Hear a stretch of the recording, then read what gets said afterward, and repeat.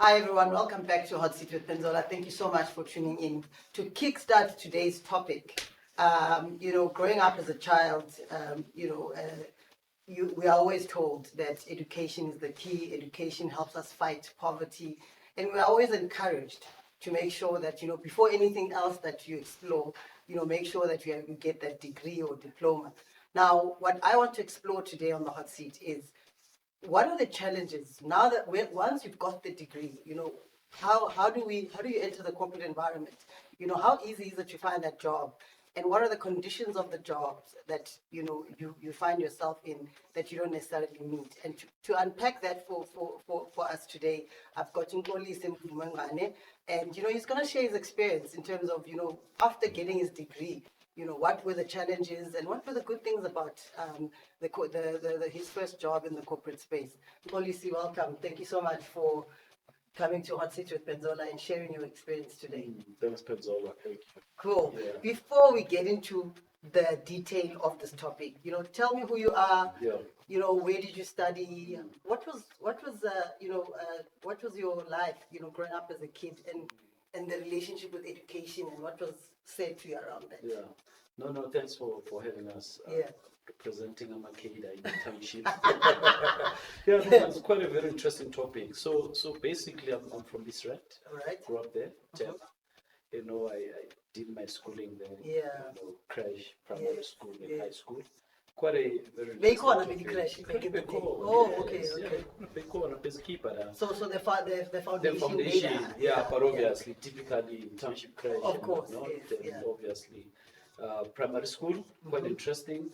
I think between my high school and primary school, I think I enjoyed my primary school. Yeah. There was a lot of activities with kids, you're not intentional about things. Yes, yes, They yes, force you yes. to go to school. I mean, we can tell about our kids. Of course. We don't like school at that time. Yeah. But as a shape Even today, the kids don't like. Absolutely, Yeah. absolutely. We have to push them and force them.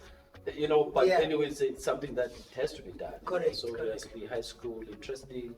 Do a lot of sport. Yeah. Township guys, we play soccer. In fact, I was good in soccer. Yeah. By the way.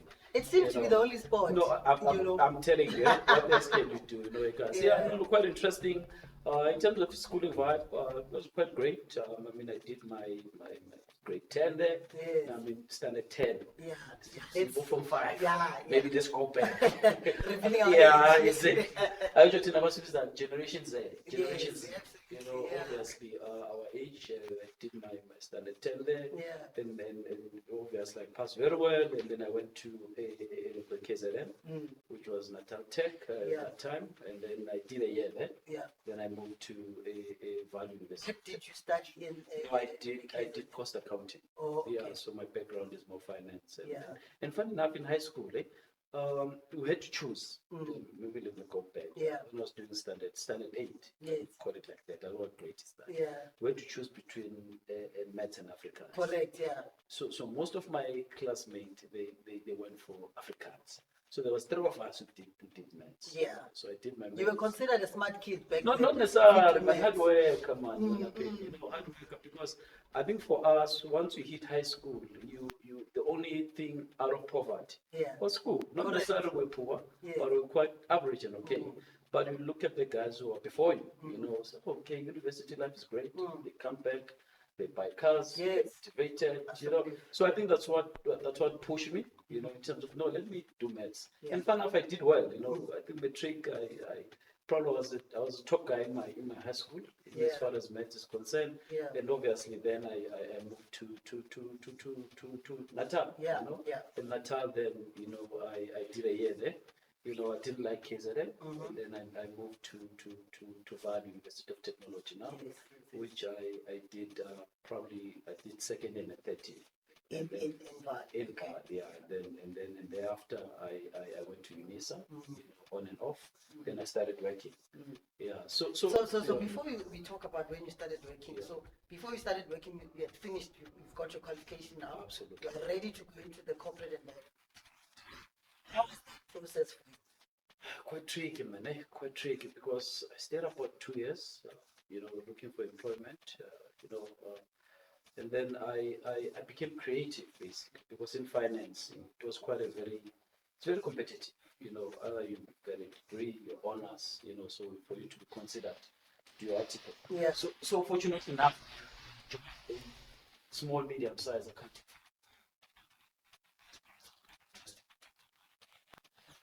These guys were based in Bryanston. Right. And I'm from Springs. Yeah. Can you imagine the Yo. distance? Springs and Bryanston. Yeah, you got a few around. Yeah. So it's hot and I'm running late in Kume taxi. Ngifake le interview. Yeah. Ngifake le suit engaka kusho nabe suit yangisile. Yena bathi laba bateli o level ifela yini batendo yini postman. No, guys, I'm here for an interview. Yeah. But no, your time has passed, but guys, condition, taxi, but no, it's fine. Let's give you a chance, just cool down a little bit. I'm sweating, it's my tie, No, taxi. No, I remember from Springs to Bryanston. I mean, there's about 4 taxis. Yeah. So why didn't you count, cater for that? No. Sometimes you cater for that, but unfortunately, taxis. You have to wait.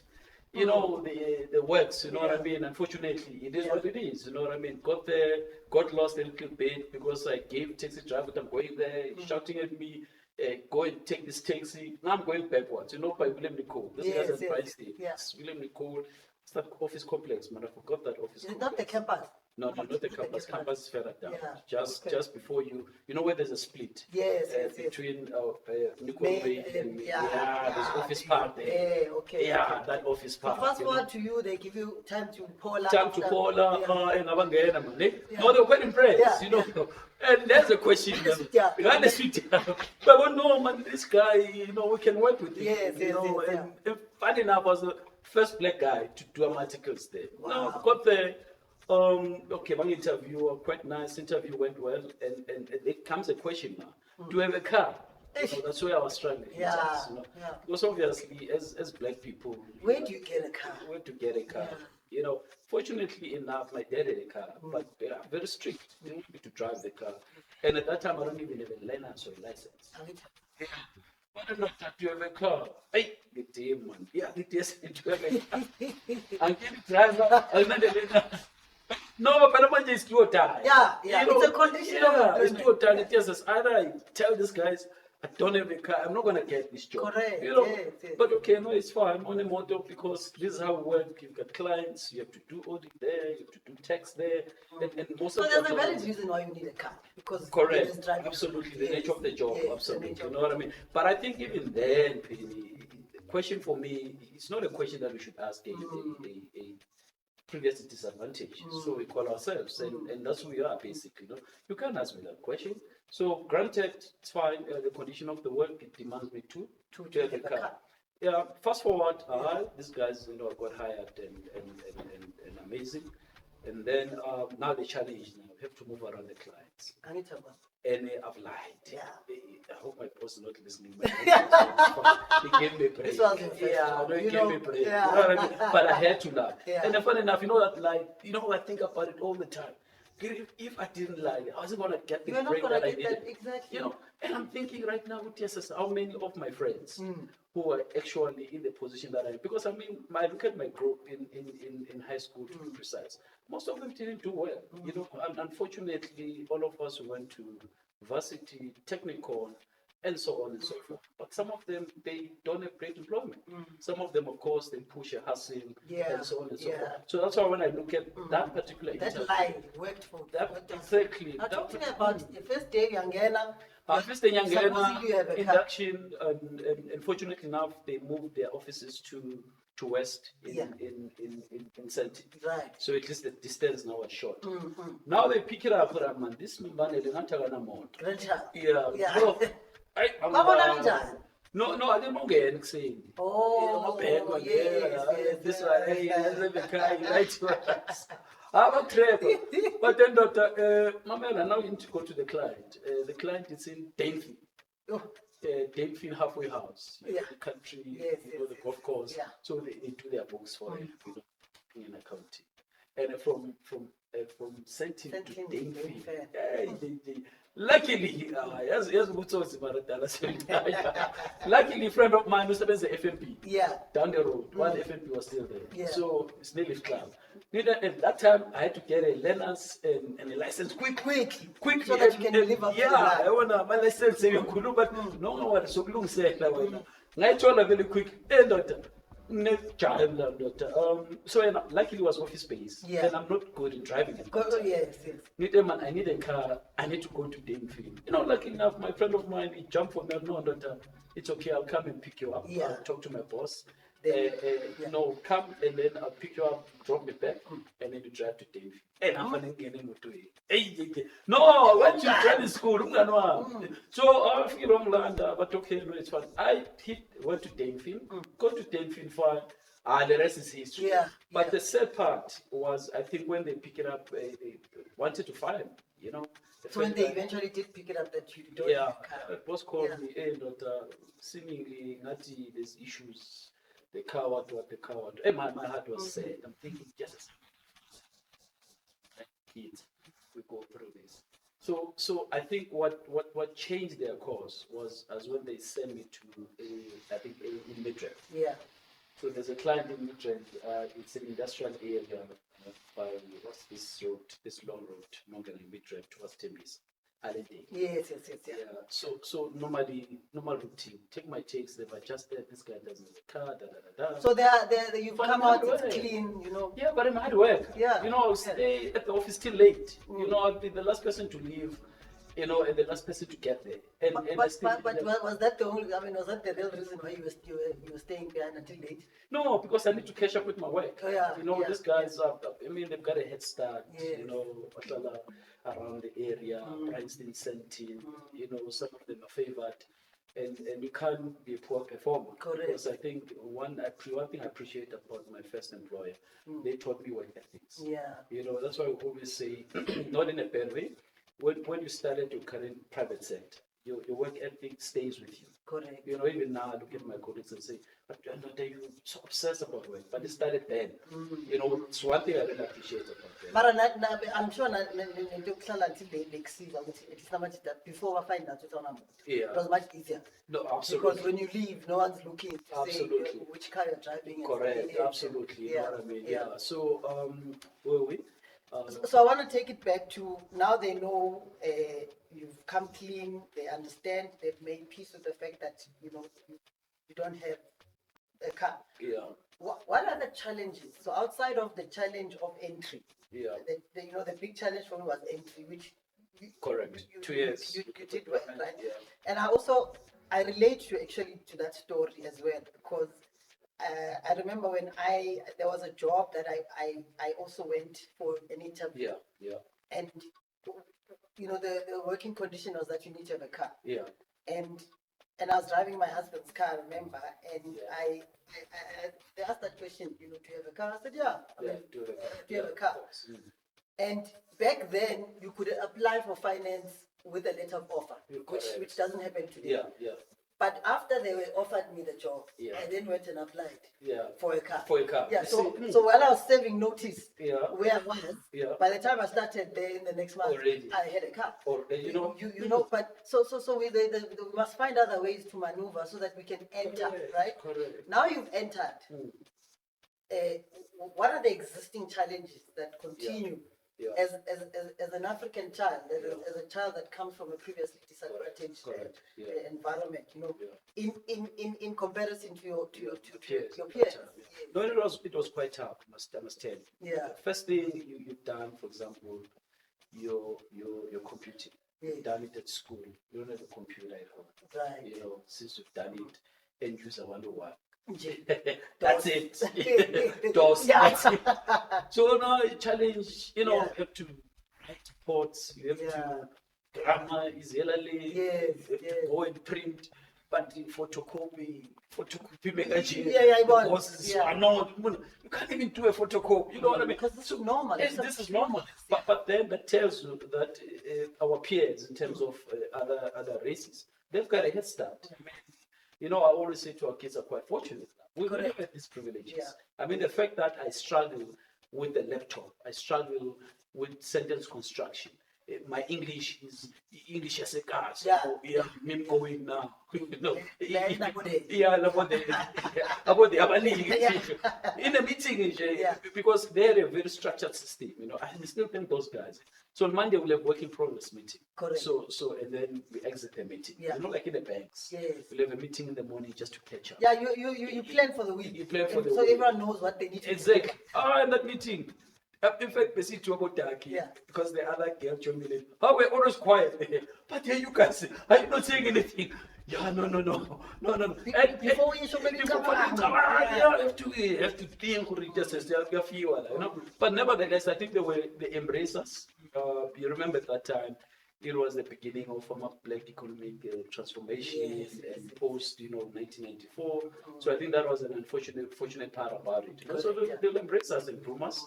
But the difficulty was that I think first year we poor performance. Because remember, my condition, don't have a car psychologically, it affects you, your work performance as well. Even that meeting where you're expected to say something smart. Correct. That affects you. Exactly. Yeah. But when it comes, it's second nature to them. It's like they engage with the boss, they challenge the boss. They don't love it. But that's how they've been grown, which I think I have a level of appreciation for our kids that they can question us. We're a generation here too. Yeah. We never question things. Sometimes we take instruction, and I think it has to do with our schooling as well. From primary school, high school, and so on. So I think those were the issues. Fortunately enough, I think with that first employment, because I think for me that was a highlight of my career. Then moving forward, I think they've been confidence. Join a company. Sorry for. So, which was based on there was some level of racism, but at that time we haters, we tackle racism head on. Yeah, I need to pay that post 1994 kind of felt. Exactly. Exactly. There's no law that says. Absolutely.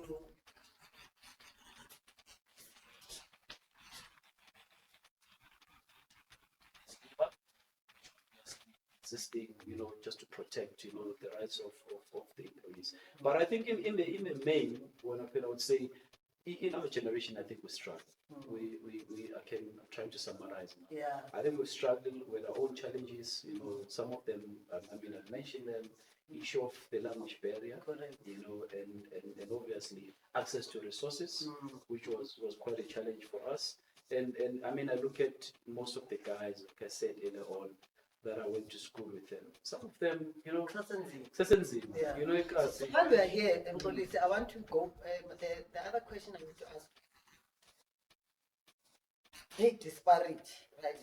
There's a huge pay disparity between across races within the corporate space, especially at the time of entry. If you had the qualification that you had, and you had an option of whether to take the job or not, would you have accepted that salary that was given to you at that time? Fast forward coming into that job, yes. Fast forward now, I wouldn't accept it. But what I'm saying is, I'm saying an entry, the salary that is offered to a non-African person at an entry level, and the one that is offered to an African person, with the same experience, with no experience and the same qualification. What are your thoughts around the equality of that? Still a very, call it unequal society in South Africa. I think we're ranked where the West basically. I think the numbers were out. So going back to our time, you found out that a non-African child or age group, my level, same qualification, will get more than me. And it's always because you have to train them. They are new, they get same salary as you, but you guys you're quite slightly higher than them in terms of a year. So it's still prevalent even now. You look at corporate generally in terms of the society. You talk about women, we talk about particularly gender. There's still a gap. I think there's a lot that we still need to do in our country, unfortunately. So this person who is non-African gets more than you, Yeah. but they generally have the car that is required for the job, Correct. and they generally do not perhaps look after their family. Correct. Like tents you and so on understand. and so forth. So, Yeah. so the advantage is just It's continue. correct start. Yeah, It's perpetual. yeah. I think those are some of the things that I suppose the government is trying to address in terms of policy influence. In terms of let's level the playing field. I mean, they've come up with beautiful policies, particularly around black economic empowerment, just to ensure that we are not only employees, we become entrepreneur in our thinking, but there's still a lot of work that needs to be done. I mean, you look at private sector, corporate. This has a Look, the direct policies impact, are there, but they're not being implemented. That's a challenge. Let's call it a No, space, absolutely. right? So, Yeah. so it's beautiful, it's there, it's in writing, but Yeah. it's just not being implemented. Correct. Now let's go back to you, right? So Yeah. you are in the system, you move from that job to the next. Mhm. I'm interested in the thread of challenges that are coming through because of who you are. Yeah. You know, you've improved from the entry. What Yeah. continues? Yeah. Yeah. I think for me, maybe someone else could probably tell a different story. I think for me, the first employment, second employment was much better. But still the pay gap is still an issue. The black tax is still affecting us because you get paid. There's 10, 15 people, Thumela imali yeah. amajita, Yeah. this issue. So I in the main, I think that's where the challenge is. Much as you progress in as far as your career is concerned, but you'll never make enough because there's still other people that you need to take care of. So I think that job, SOE, now I'm in government, but I think someone in my position being in government at that time or SOE and someone was in the private sector, probably they get a little bit more money than me, especially if maybe non-African, Yeah. to put it like that. Yeah. So those are the issues that are existing. I think we always say that in the private sector it was nice because you guys get bonuses. We never get bonuses. So in a way, the situation, that's why we're in the cap now of middle class. Yeah. But still, Yeah. there are certain things. There are certain things that are not Yeah, there are certain things that are not right. So tell me about, earlier on you mentioned about how our kids are lucky today. Yeah. I mean, we're still following the narrative that education is key. Yeah. Education, fights poverty. Basically, it just provides better opportunities if you're educated. Yeah. Would you say that our kids today, obviously the education is much better, they'll probably have that car if it's a condition of employment for their first job. Yeah. Also, they'll probably have a choice to accept an offer or not accept an offer because they don't have to, look after the rest of the extended family. Yeah. But do you think anything would change for them at an entry point into the corporate space? Yeah. No, quite a good question. I think, what do you call them now? Millennials and Yeah. No, I think for me, I think they're quite fortunate, in a sense that little by little, the playing field has been leveled. Like you are saying, for example, our kids are quite fortunate, but at the same time, well, some challenges. of our kids. Yeah, some. Some of our kids. Yeah, I think we need to need to say some in the sense that when we look at in a broader South African context, to say there's still a lot of work that needs to be done. Yeah. Because I'm thinking about a kid now, a Gadla, they may not have the same privileges as kids in the BEPS or kids a Kasi or a Tem Zola or Tembisa, but still the same challenges are still there. The fact that the parents, in fact, I think now it's even worse because you look at the rate of unemployment. It's very shocking. The numbers still 46%, I think, and mostly are young people. That's why I think in an academic sector, Minister with Higher Education is trying to change the whole narrative to say some of the courses are no longer relevant. Sure. And if you do sociology, who's going to employ? If you do, other courses that are non-technical, it's going to be very difficult. That's why the emphasis is on technical job. Let's invest more money on TVET, artisan, SITA accredited programs. So at least we change the way things have been done. Because yes, our system, they produce a lot of graduate. I mean, in the main, I mean, Joburg, I mean, Gauteng, 100% pass rate, Yes, 99%. absolutely. But the rate of unemployment, it keeps on going. So different challenges. The principle is the same, but our challenges now are different. In a sense that, we're fortunate. SOEs is like, I remember my first paycheck. Yeah. In an SOE, no, we got Right. don't say TI. Yeah. Township, Yeah. I mean, townhouse, but now things are very difficult because even SOEs are no longer hiring these young people. Correct. Opportunities are really getting smaller and so on. So I think it's on us, even the schooling system. It needs to be adjusted a little bit. Teach these kids to be self-sufficient, to be employers. That's why if you look at Elon Musk, he doesn't take his kids to school, but he teaches them at home. At home. Obvious to start them when they're young. Correct. So the challenges are still the same, and I think they're getting worse and worse because, as far as I'm concerned, the resources are there, but they're not distributed equally. Sure. So yeah. Yeah, man. Yeah, what a story. Yes. I really think that you're probably not the only one that has experienced the challenges in trying to get into this.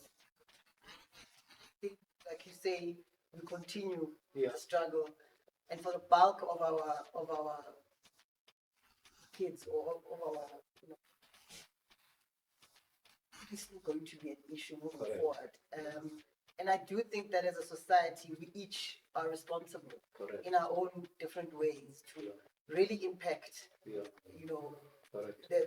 people around you, so that we change this narrative. Because you said something quite profound earlier on. You said they are starting to accept us, or they are embracing us. That's as much as it's meant to be a positive statement, it's really a non-positive statement. When you are starting to feel like you need to be embraced and you need to be accepted. And I think those are the type of statements we need to start moving away from.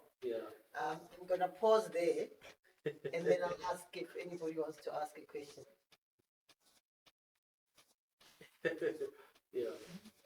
Because usually, like, no, we violent. Master, they violent. No, maybe to respond to that. Yesterday I was listening to Black Coffee. I think you got interviewed at Kai FM. Yeah, he was on Kai after the Grammy. Exactly. So he mentioned that thing. Corey, I think he was asking me a very interesting question to say your upbringing and the very same thing that I said, emphasize Corey, it's worse now because he traveled all the world. Corey, it's still a problem for a black person to accept it. Because whenever they look at you, whether you have a Grammy award, whether you land with the private jet, you are black. They think you are black and you're the guy from Musipo from next door. So he was saying we still have a lot of work to do. Unfortunately, I think as black people we still have a struggle, and we're still struggling. It's just a different struggle right now. And I think if our kids, we impress upon them to say, guys, have a different way of doing things. Things are no longer the same. When you go get a degree, you come back, you think when I get employed. Things have changed. Take the little job that you get. Harness the creative side of you. Absolutely. Think broader than just the Absolutely. degree and getting that job. Correct. Which is obviously the reason why I wanted to explore this conversation around, getting a degree and a diploma has been drilled in our heads as we grow up, but not understanding the struggle that awaits us even after we get into the corporate space. Yeah, look, I think your story is very interesting, and it's probably not the only story, but thank you so much for making the time to come and share, your story. And I mean, I hope there's no more lies around you. I hope you do have really a card today. So there's no so I don't suppose and it paid off. Wow, paid off. But it's a big I've been doing it for 10 years now. So guys, thank you so much for tuning into this interesting conversation. I really enjoyed Mxolisi's stories, and I think I related to one or two of the points that he made out. But I think the struggle continues, and I think it's a different struggle. But as a society, we each are responsible for impacting the environment that we're in. And instilling the empowerment in our children that yes, education is key, it helps us fight poverty, but let's expand on other talents that they've got and support them so that they can become better, you know, comrades or fighters and challengers of the status quo. Thank you once again for tuning in. Please don't forget to subscribe, like, and comment. If you do have a question from Mxolisi, please make sure you drop a comment. I will definitely ask him to answer your questions. It's been a real thing. Thank you so much. We're out.